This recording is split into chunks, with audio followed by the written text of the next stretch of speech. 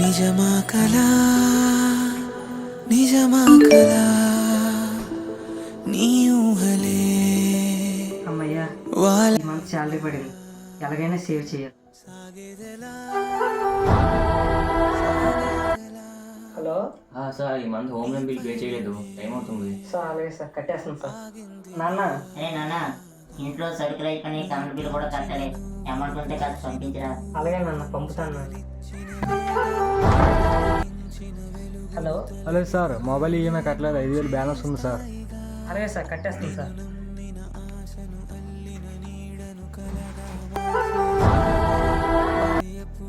Hello sir ఈ month home loan pay చేయలేదు. కట్టేస్తాను sir.